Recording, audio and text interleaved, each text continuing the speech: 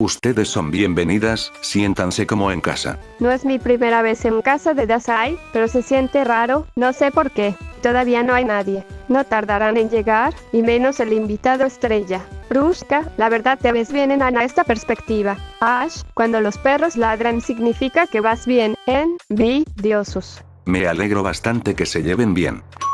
¿Eh? Ya voy. Vaya, con qué causa y doña Forna llegaron. ¡Ash!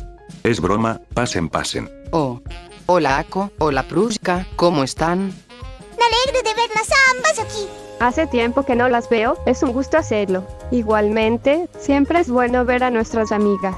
Ok, en lo que ustedes platican yo iré a ayudar a mi mujer a hacer los aperitivos. Recuerdo que la plática fue sobre nuestros días, algo de nuestros pasatiempos, etc. Típica plática de chicas.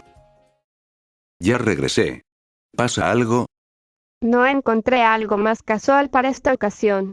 No quiero que me vean como una cualquiera. No digas eso, querida, tú te ves bastante bien. Tontito. Ok, ¿en qué puedo ayudarte?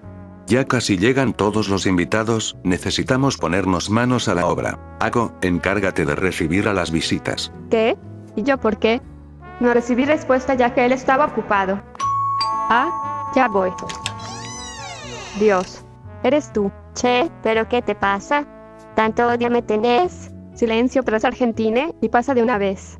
Es un gusto el poder verte. Igualmente. No recordaba que Ochino-uki fuera tan alta. Probablemente sea porque ella es un clon fallido de Dasai.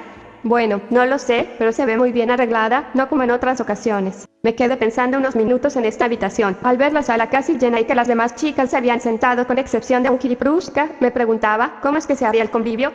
Hola, chica nueva, nunca te había visto. ¿Cuál es tu nombre?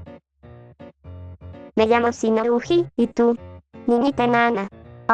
Me llamo Prushka de Jesús Pérez.